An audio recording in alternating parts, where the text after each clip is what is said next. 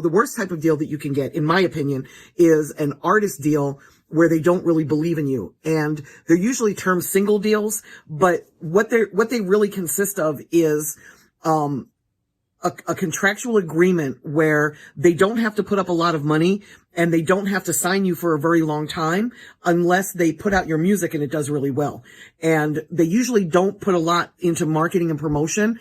A lot of artists think that they can just put out one song, get funding, and bounce, and that's not it at all. You're going to sign a contract that says if this song does well, the label's going to sign you to like a 3 to 5 year deal for a very low amount of money, and you're not going to get very much in the way of leverage in the deal because they don't really believe in you to begin with. The second type of record deal that I don't necessarily love is a 360 deal. And that's just an artist deal where you're signing to a label. It's usually of a period of 3 to 7 years. 5 to 7 is the standard, is the norm. And you're giving up a percentage of all of your entertainment income. So you're signing a deal with somebody that is going to take a percentage of all of your royalties, a percentage of your show money, a percentage of your ancillary income, like your merch, your publishing. They're going to share in every way that you make money.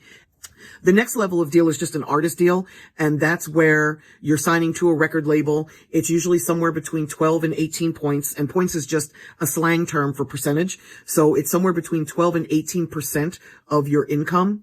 And you're probably going to do some sort of a deal on the back end for your merchandise or for your publishing, where they're going to want to give you a little bit more of an advance for those two things. The next best deal that you can get is a joint venture of some sort. And that's where you're putting up more than just the music. Maybe you're putting up some of the money, or you've got an investor that's putting up some of the money to help you get to the next level. So it's reducing the risk of the label because there's somebody else there to help bring your brand to market and your music to market. That's a joint venture, and that can be anywhere from a 50-50 split to 60-40, 70-30, and it can go either way. And then the best deal that you can get is a distribution deal.